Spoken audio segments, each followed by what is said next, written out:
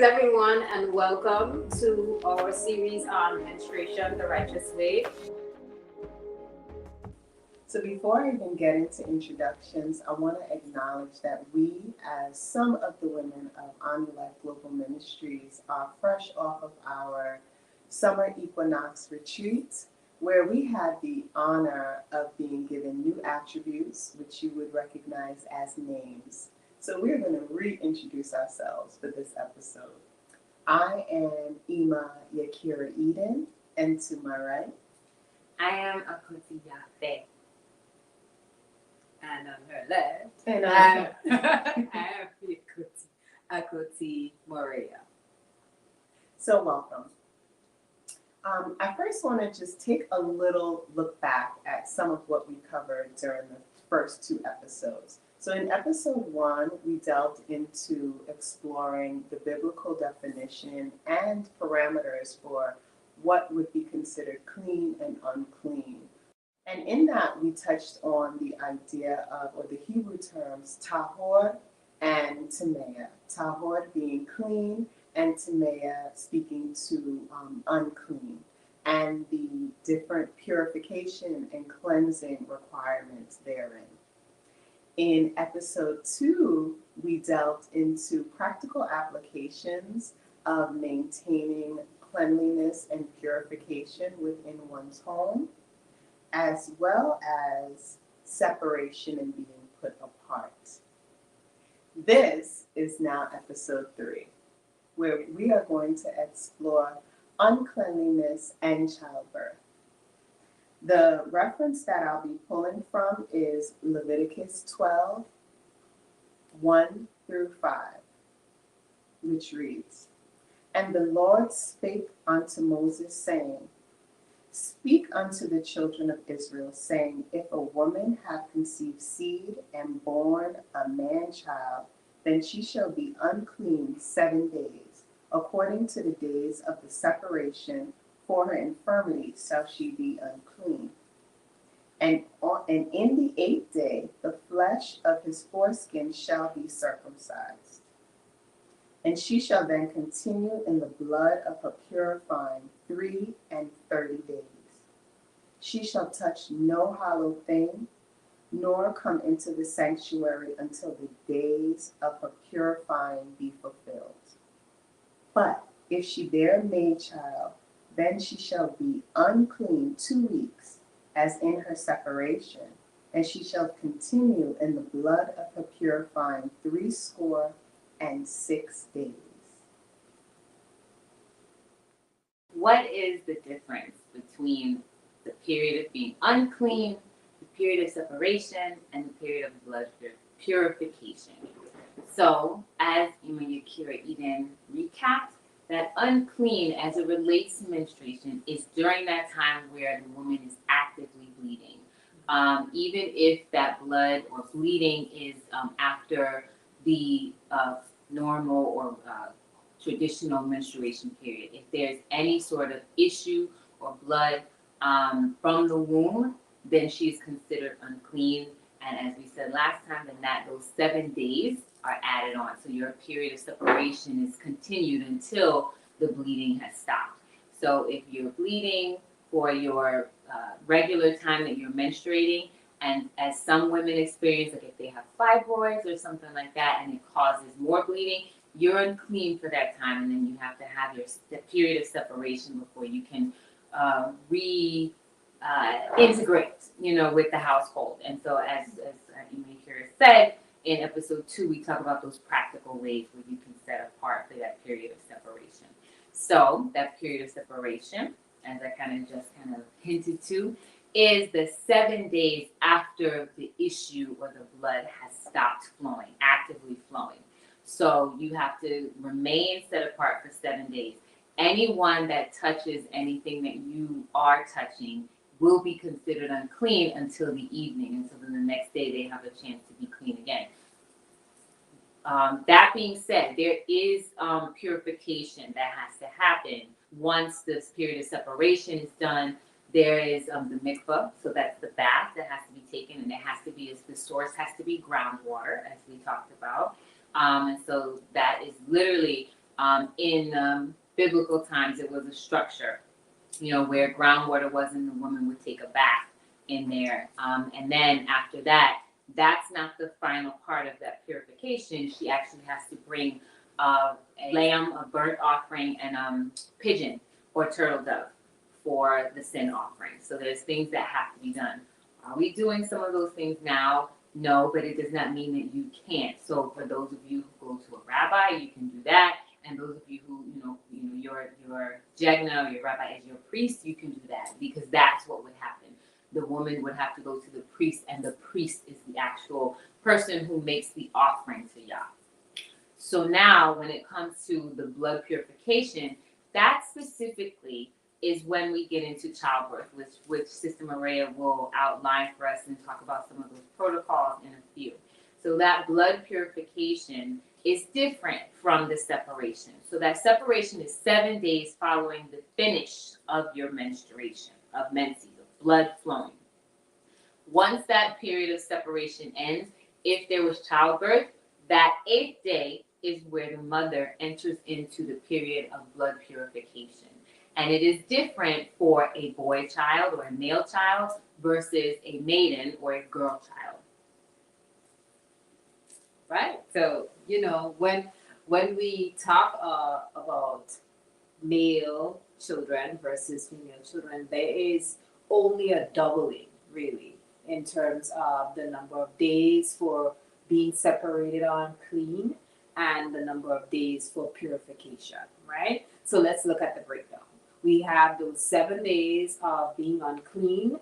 That applies to a mother who would have given birth to a male child, right? And there are 33 days of purification for her. So following that 7 days, her 33 days of purification begins. So that's a total of 40 days for her after birth. For a woman who would have given birth to a maiden or a female child, you have that doubling. So the 7 days extends to now 14 days, right? So that's 14 days of being unclean if you give birth to a female child. And after that, following that 14th day, her additional 66 days begins of purification. And so that's really just the only difference between giving birth to a male child and a female child. Of course, we have circumcision in between. That will be on the 8th day. All right. And that's just for, like extra information. But in terms of being clean and unclean and separation, those are some of the specifics.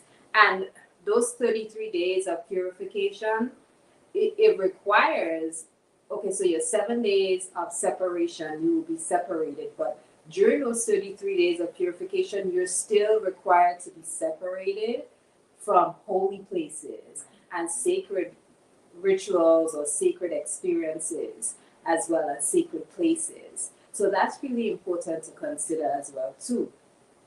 That purification period still requires you to be removed from some of those very important places or being around anyone who functions as a priest in your homestead or in your community. All right. And so the same thing applies for a woman who would give birth to a daughter, but it's just doubled. All right. So that's really what we wanted to share with you. And, in closing, just remember, for the giving birth to a male, it's 40 days versus a daughter, it would be 80 days. So I have a question. In Leviticus 12, verse 4, where it says, "And she shall then continue in the blood of the purification 3 and 30 days. She shall touch no hallowed thing, nor come into the sanctuary until the day of her purification be fulfilled." What is a hallowed thing? Okay, so repeat that. It says, she shall not touch She shall touch no hallowed thing. So those are the things that are holy that we described. That's right. Those things that are holy. And I'm glad you asked that, because I made reference to holy places, but you may have holy items that are consecrated that may be utilized in holy places or for ritual and ceremony, and that she has to be able to identify that that's what that is and not touch them. And if they were touched accidentally, that's where that honesty that we spoke about much earlier in episode 1 or 2 and 2 comes in. Like there has to be some that sharing of information, not hiding anything, but being very upfront about it. If something like that were to happen, great. Thank you.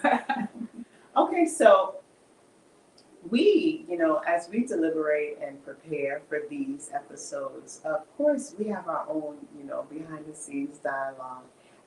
And so here's a particular scenario that we wanted to explore because it came to our mind. It actually came to my mind. So we're gonna piece it together here with you.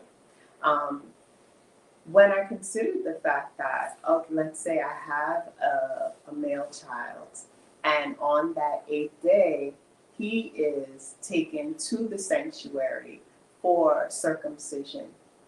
My question was, is that male child not unclean?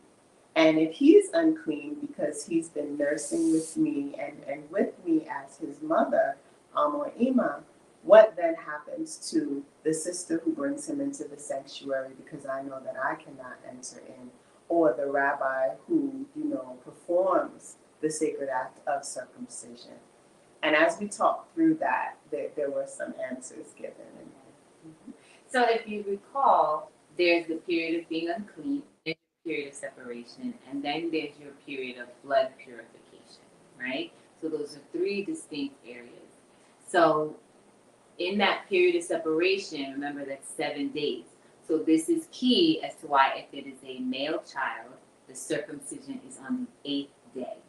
Because on that 7th day, the final day of separation, the mother would have been able to go through her purification of coming from separation. So whether that be the mikvah that she has to take, or the burnt offering. So one for a burnt offering and one for a sin offering. And so then on that 8th day, while she cannot touch hallowed things, she's not necessarily in that period of separation. So if she needed to pass the baby over, then the baby is not unclean because now we're on 8th day. She's already gone through her purification. And also, remember, if anyone touches, if you're in that period of uncleanliness, or even in the period of separation and someone touches you, they're unclean until the evening. So technically on that 8th day, she's good. Now, if there was not the required purification, that's something different. And so you're actually saying too that the purification applies to the mother specifically. For the period of separation, yes. That period of purification, right? After the separation, yes, that's for the mother, right? It's for the mother. Sorry. So that unclean separation period purification, that is for the woman. That's for the mother. Right. And that period of being unclean for the child is specific to those 7 days as well, because after those 7 days, he or she would have gone through, well, he would have gone through that period and would be clean now, right? So this concludes episode 3, Uncleanliness and Childbirth, in our Menstruation the Righteous Way series. But we are not done. We look forward to taking this conversation to Clubhouse, where we will continue to dig into other issues, blood, and much, much more. So please join us at Anu Life Global Ministries on Clubhouse, where we will begin to explore this topic and more in the womb room. Peace. Peace.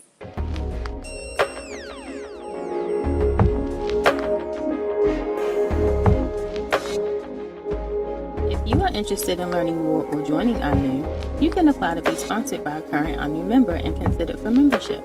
Candidates must complete the full application on our website, www.anulifeglobal.org.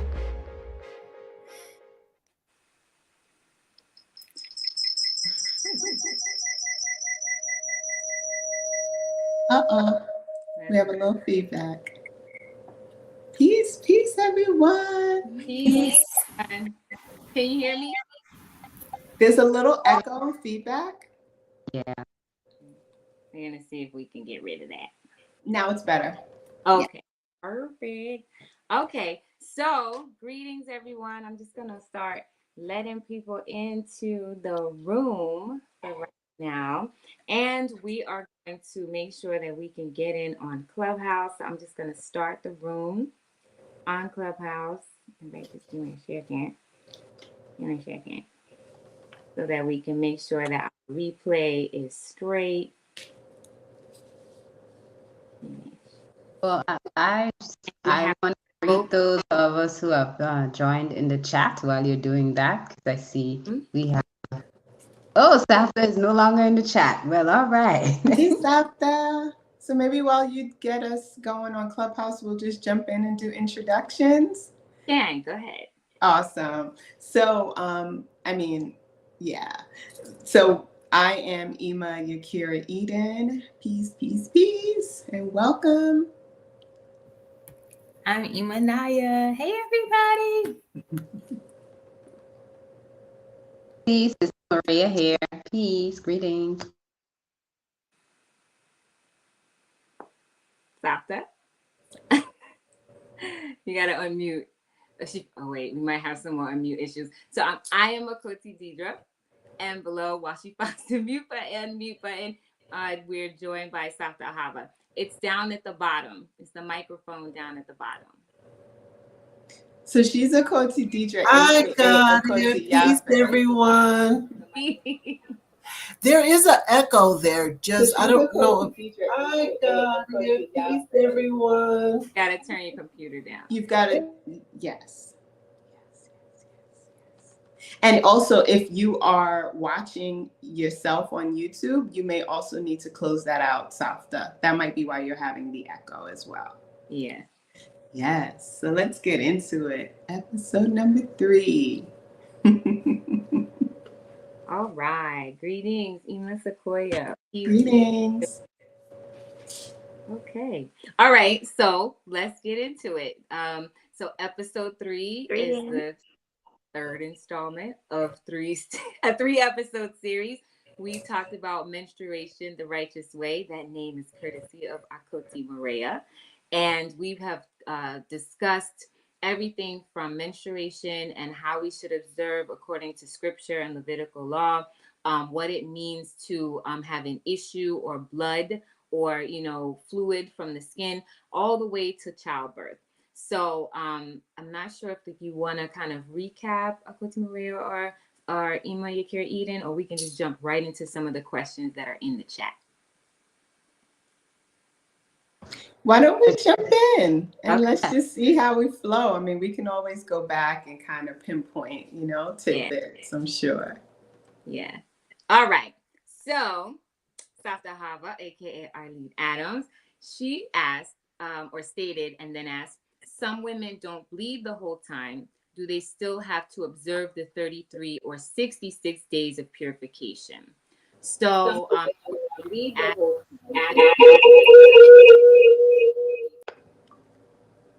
we're going to be, I'm not sure what happened, but they'll be back. So, this particular discussion was specific to childbirth, right? So, it was specific to childbirth. So when you ask about bleeding the whole time, was that in reference to menses or bleeding after childbirth? Because when it's childbirth, I think that it starts to count from the day of the birth of the child is when that blood purification and that setting apart with regards to the 33 versus the 66 days starts to happen. So we'll wait for her to come back. And in the meantime, and see if there was a follow-up question or a clarification needed. Okay, she's back. So I'm not sure if you heard the answer to your question, but does that answer your question? So, in somewhat, because what happens after childbirth, we know sometimes a woman can continue to bleed for up to 90 days, 3 months. I've known that to happen. So when that does happen, as I mentioned, if they stop sooner, and I know you said it was in reference. So I guess my question was, is that just the whole purification you have to continue to go through, whether you're bleeding or not? Whether you're bleeding or not, that is the law.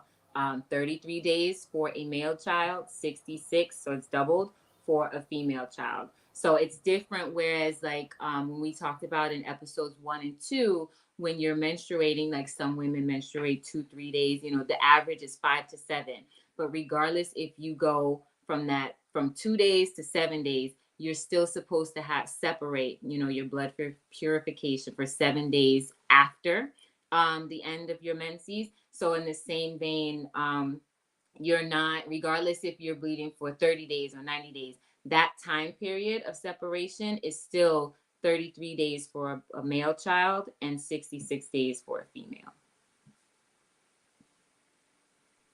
Yes, I want to add that, on that 90th day, right, you would have been long past that purification time, but your unclean period then begins to count. You'll start to count an unclean period if your bleeding stops then, right? Because that unclean period is actually attached to, from episodes 1 and 2, if you watched, it actually begins on that day, right? That day where you stop bleeding.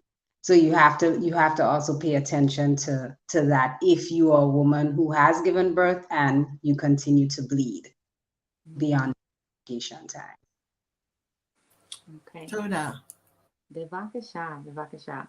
And so right now we are live on Facebook on 2 different channels. We're on our Anu Womb Facebook, as well as our Anu Life Global Ministries Facebook, as well as our Anu Life Global Ministries YouTube channel. And we are live on Clubhouse. So for those of you who would like to join on Clubhouse, you can find us at Anu Life Global Ministries, or you can catch the replay on any of the live videos or on the Clubhouse platform. So our next question is from Top Tier Speakers. Why is it important for women not to touch a hallowed thing during this time of purification? So I don't have to like Debo the mic. So I'll let one of my other sisters answer this question. Okay, so I'll jump in. Oh, well, I feel like we were waiting. So I'll give a part of the answer. How about that? And then we just kind of flow from there. So we touched on this in the first episode, and then we kind of stressed it a bit more in the second. Well, in the first episode, if you recall, we discussed the instructions, right? And so the instructions were being given from one elder man to a junior man. And it was for him to understand or to recognize what should happen in the temple. And that so within the temple, all things are purified, all things are hallowed, and they're to remain that way in order for the purity to remain there. And so when we are menstruating, we are unclean. So therefore we shouldn't touch those things so as to not defile it. So that's a piece of the reason why. So Top Tier Speakers, Ema Sakori, does that answer your question? Or you have any more clarification you needed? Yes, that answers the question. Can you all hear me? I think I'm kind of frozen on the screen. Yeah, you are frozen, Okay. but we can hear you. Okay, wonderful. Yeah, that answers the question. Thank you. Also, you know what? Just to add, because we didn't, I don't think we give like a fully expansive answer, but to just add another piece, the other reason that it would be important for women to not touch a hallowed thing, or really, let's just take it to beyond the hallowed thing, right? The reason that it's important for us to maintain that separation is really an acknowledgement of the state of being set apart at the time of menstruation. So every 28 to 31, depending on the flow of your cycle, you have the opportunity to be set apart. You are being set apart. And during that time, and we discussed this in the first episode, during that time, it's important that you put systems in place so your family doesn't have to come into physical contact with you so as to not make others in your homestead unclean. So beyond just the hallowed things, it's about maintaining that separation. And another part of the answer, truly, it's almost like one of those, as a parent would say, because I said so. So we do it because it's our instruction. We do it because it's law. So it's like I can't be an emo without putting that in there. We do it because that's what we're instructed to do in order to as a tenet of living biblically. Yeah, so that's a bit more. Yeah, give thanks. And to add, I know we're going to extend some of our conversation into Clubhouse where we dig into what is blood, right? Because I think that's really important, an important context as to why, we see, yes, this is instruction, we follow it. There's a beauty behind, why the instruction is given too, right? There's the what is blood, really. So I think that's an important part. And I know one of the things we have learned is that during our our time of bleeding, we are detoxing, right? We're detoxing. And we also know that blood is life. Blood is life force, right? And if it's life force, then spirit is animating it. So, let's think about the fact that it's blood, it's life force, spirit is animating this blood and life force. So yeah, it means that anything we come in contact with, you have to question, okay, what is being detoxed? And we know when we physically detox our bodies, all right, let's just take the simple thing of exercising and sweat, right? We know that's a natural detoxing cycle that our body goes through. So you see, you smell, there's a whole lot happening. So you can tell your body's getting rid of waste. That's what the cycles of detox is. So the same is true for when we're bleeding. There is that portion of detoxing and getting rid of waste. And at another layer of the conversation, we have to have that conversation around spiritual detox, right? And the fact that there's energy and life force in blood. So that's a whole other layer that I do think that we could dig into, and we won't get into it here, because I know we have another episode where we'll dig into that. But that's just something to think about, to kind of carry you over to Clubhouse for the conversation. The menstrual. I actually have another question. You mentioned earlier about right on that 8th day with the male child, when it's time for him to be circumcised. And you mentioned, I was going to ask for you to go into that a little more, because again, I know you said that on that 8th day, the child is clean and can be handed over. But in most cases, he's also going to come back to the mother if he's breastfed and she's still bleeding. And does he remain clean? Or, how does that work? Once he's circumcised, is he forever clean? Or how is that between the child and mother? So remember, when the child is handed over, right? Before the mother, touches him, someone else can actually be responsible for actually handling the child to take him to the temple so that the process of circumcision can go through. When the child comes back to the mother, yeah, they're in that unclean space because they are being breastfed. But remember, everyone else outside of the mother who comes in contact, they're only unclean until the evening. So if the first person to touch the child is not the mother, in the dawning, then the child remains unclean until it comes back into the mother. Anything the mother touches in that time is unclean. So there are ways to move around it. There the practical ways to move around it, and remaining clean and keeping everyone else ceremonially clean, and also, continuing to bond and engage with the child, just understanding that child is unclean. If you come in contact with anything the mother has touches, you're unclean until the evening. So unlike the mother who has to wait, for that 33 days or the 66 days, everyone else does not. And there is a water, like it's not just like, okay, the sun is up, I'm clean. There is still a purification and a bathing and water that has to happen. I want to be clear about that, because I'm like, yeah, sun's up, we're good. No, there is still a water purification that does have to happen.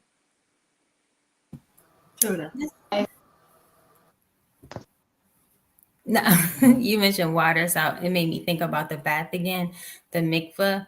So people that may not have access to the mikveh or groundwater, like what does their bath or ritual, what would that look like if they don't have access to the, specific types of groundwater and offerings that were used?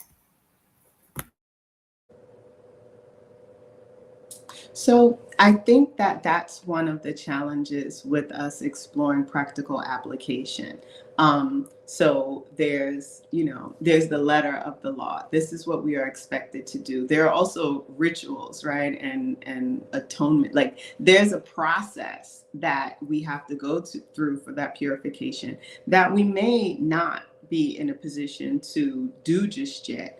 And some of the, I was about to say back office, but some of the like behind the scenes discussion and in preparation for that series did have to do with, well, how do we actually do these things? Like, are we in a position to? And I think at this point,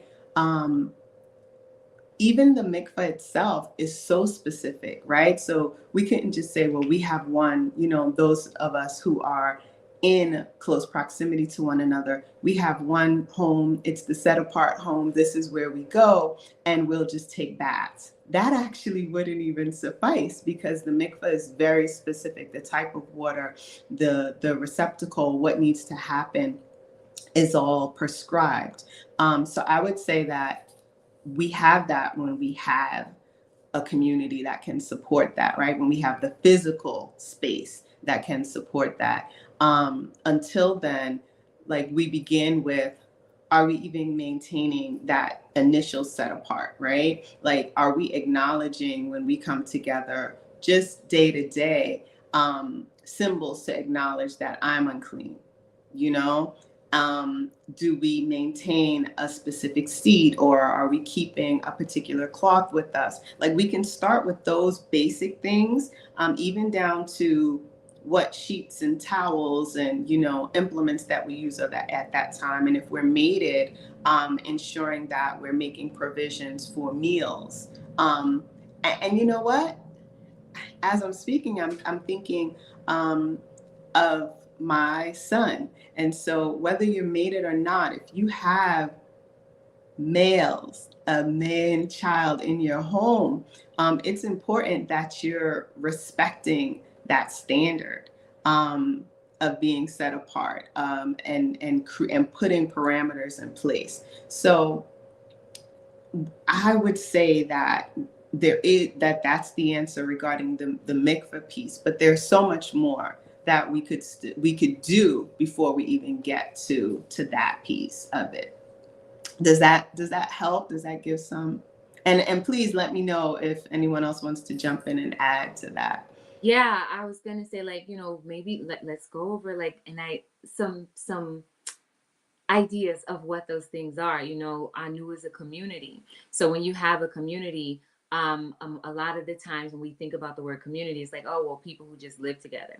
But what it really should entail is not just that close proximity, but people who are also sharing the same culture and values, not just like your surface. We live near each other, we look like one another. It's really important to share those values, because then you can come together and create things like mikvahs in your neighborhood. There are definitely groups of people and populations that have that in the neighborhoods where they live, in urban areas, right? There are definitely groups of people. So when you have that sense of community and you're all following, and I'll make we statements, we're all following that same culture and that same ideology, then we can, um, create like that synergy and energy and ideas to put things together to purchase, spaces where we can have a place that's set apart where our women go to clean themselves and, make that atonement and offering as scripture allows.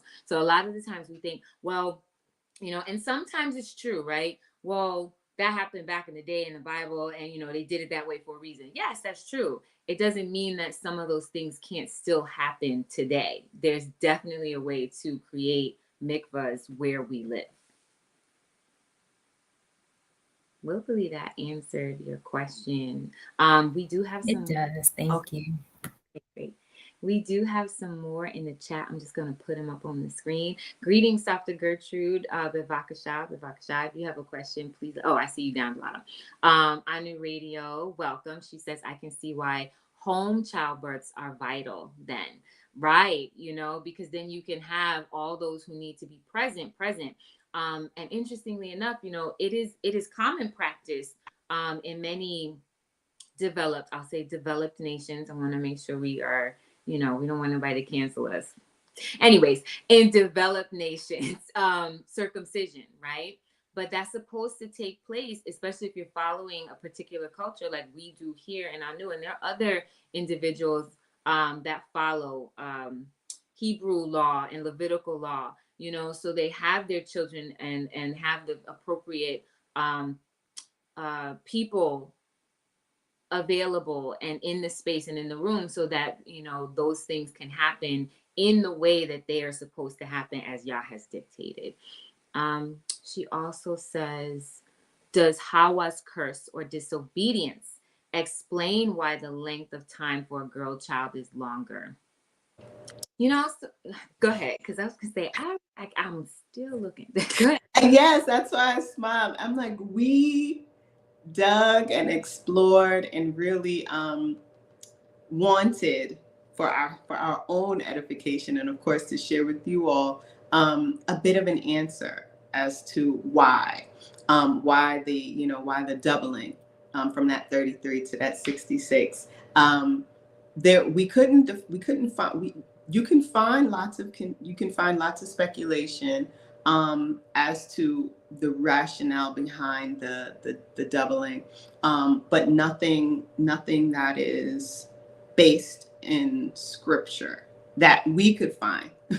But we're still digging, and so quite honestly, I think it would be fantastic if we began, even beyond this conversation, to come back and contribute with comments that just support a particular theory, because there are many. And I'll just share one that I do recall, it having to do with a girl child eventually. Well, she comes with all of her eggs, right? And so the fact that she too will menstruate is one of the reasons why that time will be double, that time of purification. So it's like you're almost atoning and purifying for her as well.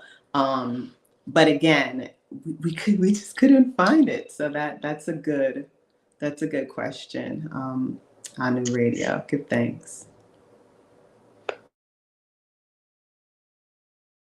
Akoti Maria, did you have something you want to add?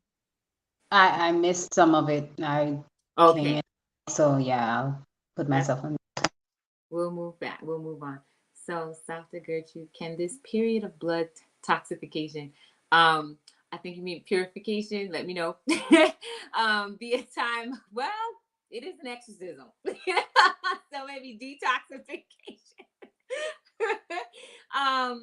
Be a time of rejuvenation. Absolutely. I think we kind of went over this in like videos 1 and 2. It's like that idea, oh, well, we're not unclean. And well, we are, right? At the same time, it is a chance and an opportunity to detoxify, because as we're shedding old blood, because, I'm sure like we're all women, and, some of those words that have been given to us. It's like, well, you have to shed the old blood, you know, you have to get it out. So when you're shedding off things like old blood or even like old skin, it's rejuvenation. Like what, you know, if you get a facial and you're like exfoliating, it's rejuvenation. So it's like an internal exfoliation, like shedding off, you know, that's exactly what it is. We're just biologically shedding the lining that has built up to prepare for a child. And if it's not there, it sheds out. So it is a detoxification or purification, because what happens if it stays in there? Then there are other womb issues that may happen, you know, from having old, stale, stagnant blood or linings that won't shed.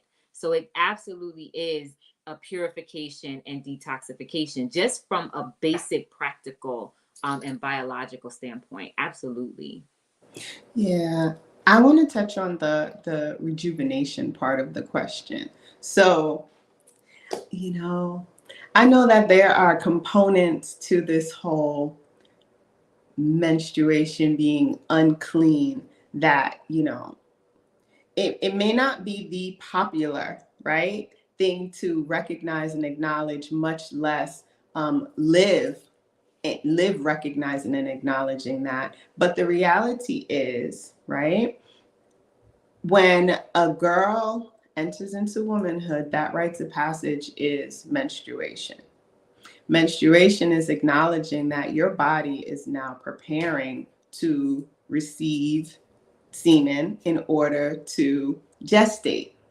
So each month that you're not doing that, it's a reminder that a part of purpose hasn't been fulfilled. That's just what it is, right? Like, I'm not pregnant. So my body is prepared, but it doesn't happen. And so that in and of itself needs to be acknowledged in some large or small way, even if it's just like, like right when I say it, it's like, interesting. Or maybe not. Maybe you just, reject it, or you just say, yeah, I agree. But with that, we want to, celebrate everything and make everything this rejuvenation, or this, I'm luxuriating, or I'm doing this during this time. And that is a piece of what should happen. But I think that there are many pieces. It's an opportunity to simply be set apart. And that in and of itself doesn't mean that it is punitive. And I know we definitely touched on that, right, in the first 2 episodes. It's not necessarily that it's punitive or should be perceived. I think even Sister Maria, and it may have been behind the scenes, but I think, she even got into the exploring the question of who told you that being set apart was something that's punitive, where we need to reach for, well, let's make it a rejuvenation. Let's make it, let's make the mikvah, instead of mikvah, we'll just go to the spa, right? We'll just have these parties.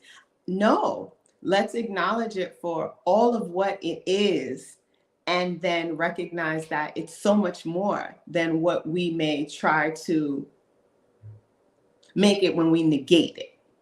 Because when we negate it, that comes from what? From the commercials that, my goodness, maybe 10, maybe 20 years ago, right? There were commercials for all sorts of drugs and birth control pills, and shots, all so that you just don't have a period anymore, that you don't menstruate anymore. Why? Because that same culture told you, this is vile, this is disgusting, it's an inconvenience, you can't swim, you can't have, intercourse, you can't do any of these things, so just get rid of it. And so we see what happened there, right? It caused all manner of illness and tumor and all sorts of womb and health conditions in women, to where there are more lawsuits than there are people currently taking those substances. So that said, is it a time for rejuvenation? I'll say that I am a huge proponent of having a set apart space. It's something that I've had in mind for many, many, many years. That said, yes, that is a time where you should be able to sit and meditate and receive whatever it is you need to receive.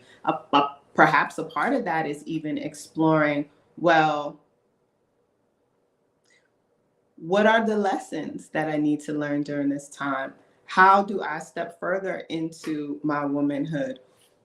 What downloads am I receiving? Right? There's so much, but I think to look at it as, rejuvenation just connected me back to that. We're gonna make everything a spa experience, right? Or a glow up. That's not so, and that may not necessarily be what Softa Gertrude is referring to, but I know that some may take it there. So I just wanted to like give the counter perspective on that one. Ima, if I could, I wanted, because I got so excited when I was listening to you talk about rejuvenation, which makes it so awesome that if you're in a community that celebrates womanhood, that celebrates the fact that you have this time every month that your body cleanses itself. When you're in a community, you also have the women that support you through that, which does give it a rejuvenation time. Um, the fact that in our household we observe that, that's a time when the other women don't cook. So that's a time when they have time to read and meditate and to, as you mentioned, take time out to see where they're at as women. So I just wanted to add that because I got so excited when you talked about rejuvenation. And that's what makes community, just one of the things that makes community so important.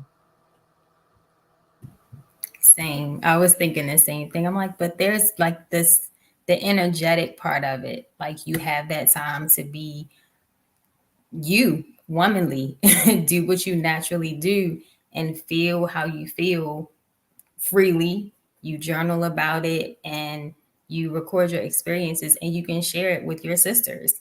And everyone goes through something different. So when you come back together again and you share, you learn, but it doesn't, it's not horrible. It's beautiful.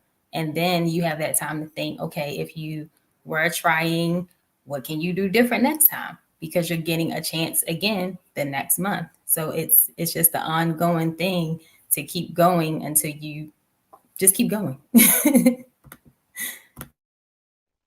As you shared, Imanaya, I was thinking about the fact that rejuvenation, we can't even, yeah, based off of the experiences from our retreat, I realized that we can't even take and ease our way into not doing for a period of time because of the fact that we're unclean, right? And as you spoke about the idea of the spa, and like this, it took me to Chi's episode 75, and the whole idea of self-love or self-care. And we think about self-love as the spa day, pedicure, manicure, those things, and we don't think about it as really exploring our feelings and honoring them. And that is a moment for that. So whether we want to put the name or term rejuvenation, or whatever we want to put on it, but we can't do that if we don't even allow ourselves to just take an exit ticket and just pull back and not feel awkward that, okay, I'm not here mingling, or I'm not here food prepping, or I can't juice with everybody, or I can't, there is a wide open space for that quiet time, right? There's an open space for that unpacking of the emotions, because they come, right? And if you're not taking Vitex, they come, in. She laughing. I'm gonna bring it up. If you're not taking Vitex, they come, in a gentle way. If you're taking Vitex, I'm sorry, you're gonna have like double upon double measure of emotions like you had never had before. But I just think it's a beautiful thing to think about. And yes, I've always asked the question, who taught us? Who taught us that such an unhealthy, to attach such an unhealthy idea to it, right? Yes, you are unclean. That's a fact. It's truth, not a fact. It's truth. It, you know, at the same time, within Anu culture, there is an expectation that you are not food prepping, and no one's and specifically you're not food prepping for the men, right? Because maybe, maybe you're it's a group of sisters, right? Because sisters tend to line up and sync up, right? Based on the moon and cycles and things like that. So sometimes it becomes very difficult to say, okay, I'm on my cycle now, and in the next 3 strongs is someone else. Eventually, things kind of just align. But yeah, within our culture, that's part of what we do. We abstain and stay away from food prepping and serving the men and being in close proximity with the men because of that. And that's something that we have to honor too, because they probably need time from us too. Think about that. Just saying. Just saying. But there's so much. I think Ima Yakira also said there's so many layers to this conversation, especially when you talk about the significance of the blood detoxing and, just putting one word on it. But You know, I as I was listening to Imanaya, I wrote story time, and I said, I should just share. And then you touched on it slightly, Akoti Maria. I thought about the retreat. And my part, like I'll share some of my experience. I'm talking about all of this being set apart and sitting back and relaxing. We don't even get an opportunity day to day, right? So first I'm going to say what we don't get. I'm going to lament, and then I'm going to give the reality when you're given the instruction to relax. So day to day, you may not perceive your reality as being one where you can take respite, where you can sit back and rejuvenate, or just even for some who may, be challenged with more painful cycles, you may not even have the time to really just love on yourself, right? Nurture yourself and create comfort, opportunities of comfort. Why? Because you've got to work, you've got to get things done, you have tasks you need to do. You may have youth that you and a mate you have to make provisions for. So then that idea of being set apart becomes a foregone reality. But what happens when you're on a retreat and you know that if you are menstruating, you are set apart. You do not need to clean and cook and do these things. Or if you do, it's for just a small cohort of sisters who are also unclean. But you can't. So you keep going around and picking up brooms because you want to feel useful. You want to, that was me. You want to feel helpful. And so it's almost like another way of negating what the moment is calling for. And so that was the lesson. It was like, you know what? No, this is a time to be set apart. What does that look like, even in community? Like that was a time when we were together, and I could have just been off playing an instrument that may be substantially larger than I am. I could have been journaling or just sitting, bow your head. That's right. Look down. I could have been journaling by the water, but I wanted to work. That's an interesting thing to consider. And I'm sharing my little story time, but I'm sure many of us experience times, whether it's being unclean or not, where you need to sit down and rest. You need to take some time, and the environment supports that, but you're not able to do it. That actually does connect to the most recent podcast. Are you loving yourself? And it's like, in many instances, we're not taking the time to just check in. What is happening right now and how can I honor it in that moment? So not doing that anymore. If I have the opportunity to do nothing, I'm gonna try. and I think that retreat was I the wanted retreat. to, Oh, go ahead, Ima.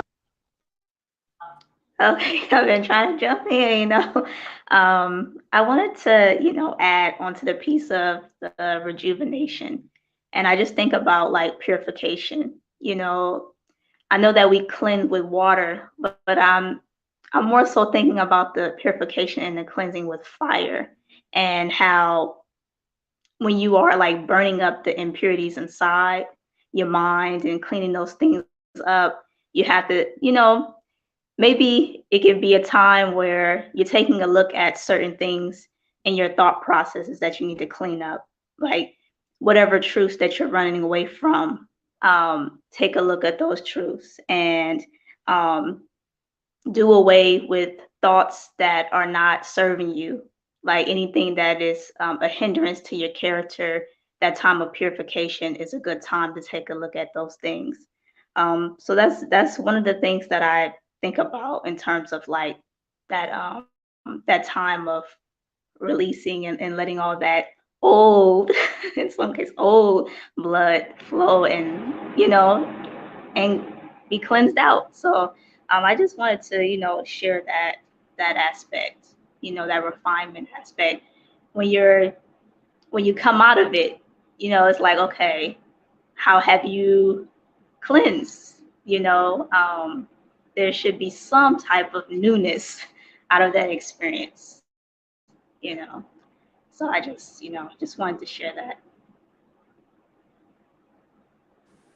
Give thanks. I think just building off of what was shared by Akoti Maria and Imayakir Eden, in the podcast, like it talks about like you do come out new when you're able to sit with those emotions, right? And those feelings and those thoughts, you sit with it a while instead of, just kind of pushing it down, like which I do all the time.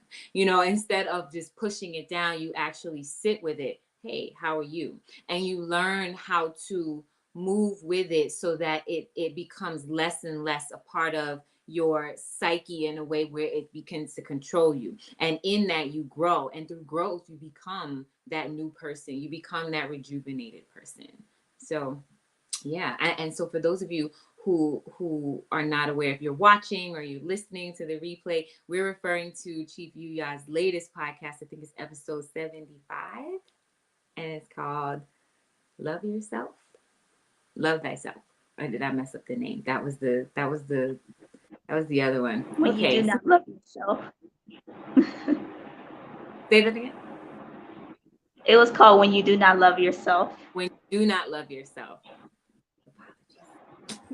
Yeah, I just to kind of build on what you just shared, Ima Sequoia, and connected to what you said, Akotiafe, that newness, right?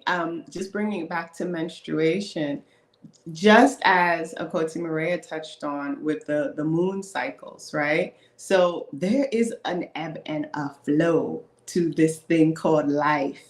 And as we align ourselves with that, we then realize that seasonally there is a taking on and a letting go that needs to happen, or that we may not be doing it, but that the nature is doing around us. We know that in winter, it's a time to go within, right? Everything goes in to hibernate, to snuggle up, to keep warm.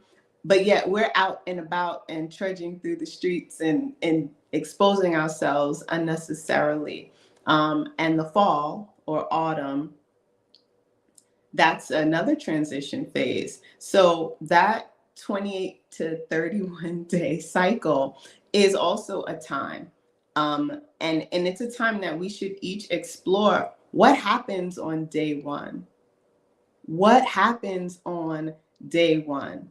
And what should we be doing on day 14 versus day 28 versus day 21? Like, pay attention to your cycle, but also do some research on what phase am I in beyond, the somatic experience. Because yes, you should know, what's happening with your body during each phase, but there's also so much more to it. Hormonally, what's happening during each phase. How can my lifestyle align with the transitions that are happening? And I love what Safta Ahava said. She's in a house where that she's able to create an environment where the women can be set apart. The women who menstruate can be set apart, and they don't have to do certain things. And that is a fantastic place to start. But there's so much more that happens during that time. And so I just wanted to encourage us all to pay attention to that opportunity for newness. Because you may learn a thing or two about yourself.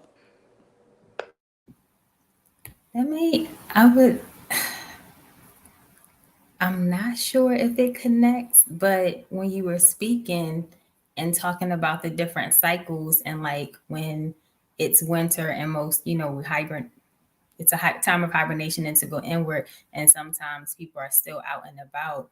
It's like you're not doing what you're supposed to be doing or what you should be doing. And my mind went to the Wasteland podcast. Like, okay, so if I'm not doing what I should be doing, even my body, and not shedding properly, or I'm retaining what I should be shedding, would that create a wasteland as well within my body?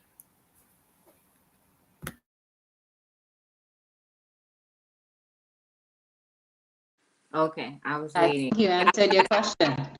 I think you answered your Okay. No, go ahead. I just wanted to say, I think you answered your question though, but I'll put myself on mute.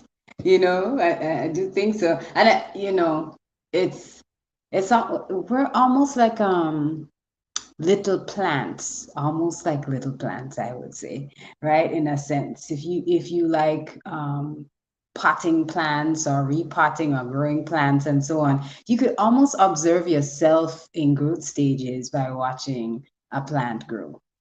So you be able to identify, when you don't observe certain planting times, or and I know I'm taking you away from us as women and moving it to a plant, but maybe you're able to see it in that way, that connection. When it doesn't get sufficient water, the right lighting, it's almost like you're creating a wasteland. No, you have soil, plants dead, you have nothing, right? It was a waste of resources and time and things like that. So I do think it's important to pay attention to, again, what your cycles are, because maybe you live in a place where there are no moments of hibernation, in a sense, not in the physical environment that you live in, but there is something else happening, right? In some places there's just dry season and wet season. And so what does dry season mean, and what does that look like for you as a woman going through those cycles of dry season? Eat your pineapples. And then during the wet season, and during the wet season, what's happening? Are you able to reel in yourself and have some control? I'm making it funky and fun. Yeah. Oh my goodness. But I just thank you, because you need to pay attention to what those cycles are and how they're mirrored in the environment that we live in. Akoti, Maria, listening to what you're saying, it takes me back to something Ima Yakira also said about the seasons. And as women, especially when you become, not anytime you have a family, anybody that you have to take care of other than yourself, you have to plan.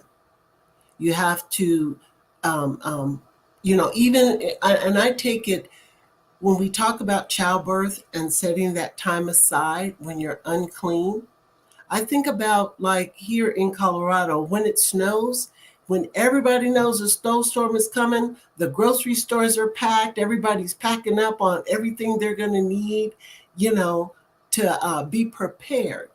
And that's where, being able to celebrate that time of being set aside, you prepare for it.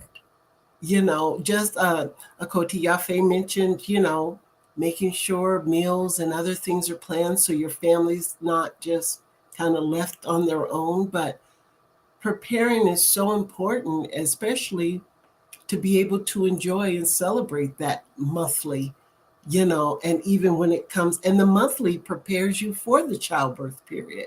Because if you're used to preparing every month, when you are cleansing and rejuvenating and you're unclean, then of course, when you have a long time period like those, 33 days or 66 days, then you're prepared. You've already got everything lined up.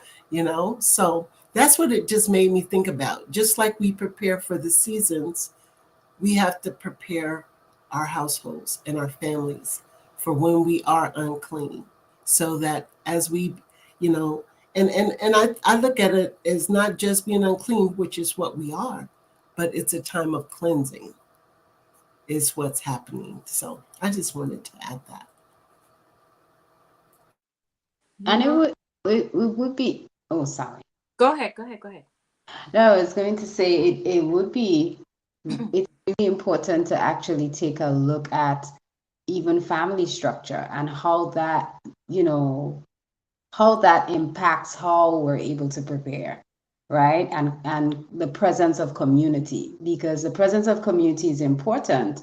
Aside from that, family structure again, we're currently going to be exploring tomorrow. For those of you who are interested in knowing some of what we study on the inside, we're going to be exploring the different tribes, right? And each of the sons of Jacob, and just delving into a little bit more, right? We're looking at the different birthstones, but also who they were, right? And I'm saying bringing that up because they all didn't have the same mother. And so I think about how important that type, regardless of when people read scripture or Torah, they'll say, oh, well, there was discontentious, this and contention. One way or the other, there were several women in one household, right? And that's a reality that we brush over without really acknowledging how important it is in toward that preparation that you're talking about, Safta Ahava, because it means that if there are sisters who are going in the whole household who are going through purification, there will be others who are not, who can take on the schedule of food prep and clothes washing and maybe even feeding toddlers and so on. So that gives you your time to be put apart, and also to go through your purification time, without having to constantly think about, well, who, what, where, because there are other hands, there are other sisters in that homestead to support. And you become that support when they are on their cycle or they're bleeding. So I think that's important to think about. Plural households. Let me just say plain. What I was gonna add, give thanks for sharing that, and also being very plain about what we're talking about, because a lot of the times it can be taboo for people, but there are benefits outside of what people may think plurality is. There are many other benefits than just like a whole bunch of people in the house. Like that is like the first level of community. It's the reflection of, it's the what is it, the microcosm, all right, of what community is. It's that first picture of what it should be and how people move and work together. The other thing that I was going to share, it came to me as one of you were speaking. I think it was like the discussion of like the ebb and flow, like when we think of the moon time, and it was like, yeah, like the ebb and flow of water. As that water, when we think of like the tide coming in and out, it's moving like sand, right, and earth. Like, so there's the sand is never going to look the same, or the same grains of sand are never going to be in the same place twice, because that water is constantly moving and changing and renewing the surface of what that shore looks like, right? And even and we're water as women, so like that's what's happening. Like, you know, we're constantly like shifting and moving and changing, and in order for us to, you know, become women, you know, and through that rites of passage, we have to grow. We have to like go through those shifts and changes. And the other thing was like the visualization of like, maybe it's not ocean, right? Or even if it is, it could be fresh water, but if it's a river and we think of like rocks at the bottom of the river, over time, that rock is changing. It becomes brand new from that rough surface to that smooth surface because it's been able to sit within those emotions and move and change and grow into something that is, you know, easily, that's been now, it's smooth. It's no longer that rough, scratchy thing that can like rip your skin open maybe, or rip your sheets, or whatever you want to visualize. But now it's this smooth piece of thing. I remember like we were doing something for Sabbath, and I think it was your son, Kira Eden. He was picking up those smooth rocks that have been heated by the sun, and it's like, how did they get there? And I'm sure it was like in a place like, you know, we're landscapers bringing rocks, but those rocks didn't get that way on their own. You know, it's most likely they've been smoothed over time, and they're found in places where water has, you know, really changed them. So those rocks are now different. The surface is different. And so we can, you know, even make that akin to how we should change and grow, you know, while our emotions are like, you know, this water that's like constantly ebbing and flowing and moving. So I just wanted to add that and share that. I thought I saw something, buddy, going to unmute. Okay, so I also wanted to backtrack a little bit. So Anu Radio did say in the chat, she asked about Hawa's curse. And before, when the film was playing, we did mention that not only is this in Leviticus, and you know, there's a combination of like the story of Genesis or Bereshit and Adam and Eve, but what we were really going off of was Levitical law. At the same time, the book of Jubilees, chapter 3, actually does marry these two stories with regards to Adam and Hawa in Bereshit, as well as the Levitical laws. So I just want to share it really quickly and read it. And for those of you who want to do further study, and also as we're going to be talking about this a little bit more, and we'll go deeper into the blood, I'll share a little bit of Jubilees chapter 3. And Jubilees is Apocrypha. For those of you, so you can, you know, definitely look these up online or go to your nearest bookstore and purchase an Apocrypha. And Jubilees chapter 3, it's actually verses 4 through 14 that actually give us that kind of marriage between Adoma and Hawa in regards to Levitical law. So I'll share them as we go. Not as a ticker. We don't want it as a ticker. And why is it coming up as a ticker?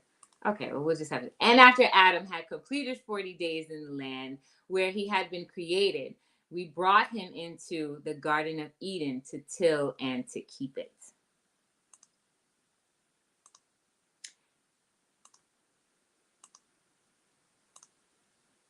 But his wife, they brought in on the 80th day, and after this, she entered into the Garden of Eden. And for this reason, the commandment is written on the heavenly tablets in regard to her that gives birth. If she bears a male, she shall remain in her uncleanness 7 days according to the first week of days, and 33 days shall she remain in the blood of her purifying. And she shall not touch any hallowed thing, nor enter into the sanctuary until she accomplishes these days, which are enjoined in the case of a male child. But in the case of a female child, she shall remain in her uncleanness 2 weeks of days according to the first 2 weeks, and 66 days in the blood of her purification. And they will be in all 80 days. And when she had completed these 80 days, we brought her into the Garden of Eden, for it is holier than all the earth besides, and every tree that is planted in it is holy.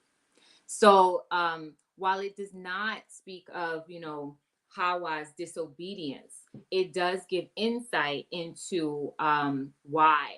So we always think about like Adam, right? Adoma being created within the garden. Adam was brought in within the garden, right? And Eve was brought in afterwards. So it's more so in the way that they were created, Adoma first and then Hawa after. So she entered into the garden almost double that time after Adoma. Hawa entered into the garden almost double the time after Adoma did. So that is more close to, rather than it being her disobedience, it's more so in the way that they were created and how that was set down. And so sometimes that will go into, this is how we, if you notice, it is we is Elohim, right? And that's the word that we get in Bereshit, Elohim. Elohim is plural. It's not singular for, what people like to call God, or one singular deity or being. It is a council. It is that heavenly council. So, unless any of your other sisters have, so willfully that helps you with your question and comment on New Radio, and anyone else who may have had that question. So we implore you to, definitely dig deeper into studies within Bereshit, the Levitical laws, as well as Apocrypha, because these have been books that were not included in the canons when the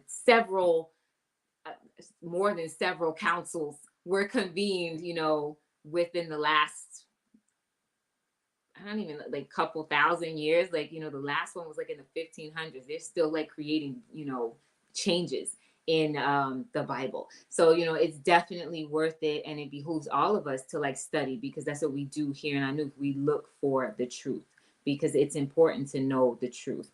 So if there are any more questions or anything anybody wants to add before we close, give thanks for joining us, and make sure to like, share, and subscribe. Share this video all over the place. Well, I wanted to say, peace. I wanted to say, ask you really quickly if you could just quickly share what we can look forward to in terms of the next episodes on Clubhouse, because I know we're going to explore beyond menstruation being, in terms of like fluids that can make us unclean or make a space unclean. So just can you share quickly? Of course. So as Akoti Maria mentioned, and this was also in episode 2, like, it's not just blood, it's any issue from the body. However, blood, we always think like that's what we really want to think about, right? Blood, ashe, it holds that spirit. And we kind of mentioned it when we're releasing it. It's like, what else are we releasing? We're detoxing more than just like that physical blood. It's like what the blood is made of. And so as we follow through with our menstruation series, we are going to actually get into the topic of blood. Blood in Hebrew is dam, and what that means, like what's in the blood, what is it made of, talking about that spiritual exorcism, and that those things that do leak and come forth from the body. So that session of the menstruation series, which will be episode 4, will actually be a live discussion on Clubhouse as we get into the blood, and we have a lot. So like, come with your questions about blood and the issue, because a lot of times, we see, different people sharing information about, what unclean and clean is. And there's this, a lot of times you'll see this push to say, it's semen, it's sperm. It's actually any issue that is, or any leakage from the body. So it's not like a man versus woman thing or a male versus female thing. It is issue leaking from the body. So, and I also don't say that to say like, oh, well, men are unclean too. We're speaking about when women are unclean based on their menstrual cycle, and also getting deeper into what it means, what blood means. So this is not us versus them. This is for us to edify and to continue to study, so that again, we are moving within the truth. So I just want to be plain, as Akoti Maria says, and be very clear about where we stand in Anu. So definitely look forward to that next episode on Clubhouse. It is coming. So, make sure you like, share, and subscribe. Follow us on social media, where you'll be getting the latest updates of all of our womb room episodes and things that we'll be discussing. And we chose to open up these discussions with a lot of the womb and what that means, but we'll definitely be going into, what it means to be a woman and all the things that happen within Anu womb, and giving previews, because we want you to join us. We're building community, and we want to make sure that we are speaking and being around our alikes. So if you have that celestial ember inside, go on over to anulifeglobal.org, download the Anu Way, and join us. Give us a little click, and we'll work on what sponsorship means, and make sure we welcome folks into the family and to the community. Also, as you're listening, we have many things coming up. We have our Red Wrap is working with young girls in Brooklyn. So we are currently taking donations. You can definitely visit www.anulifeglobal.org//Red Wrap. With all of the information on where you can send your donations. You can send physical donations, or you can also donate via our GoFundMe page, which is gofundme.com/Red Wrap. And I think today's Tuesday. Make sure you come visit us. On Thursday, we'll be on our Enlightenment and Transformation channel, where we will be going over our new series, Show and Prove, with our resident historian, professor, instructor, Aki El Karar, and he will be going over the code of Hammurabi. Hammurabi. I was gonna be tongue-tied. And so make sure you study, because I'm like, all right, let me make sure I get this in so I can have all my questions ready. So he'll be and I saw some of the slides, because I was backstage. So I was like, okay, let me make sure I get in where I fit in, so I can make sure I'm up on the conversation. So join us on Thursday evening, Yom Hamishi, or fifth day evening at 8:30 p.m. Eastern Standard Time, for our Show and Prove. And again, like, share, follow, subscribe, and you can keep up to date with all of the things that we're doing here in Anu. So thank you so much for joining us, and we will see you in the forward. Peace. Peace. Shalom. Bye.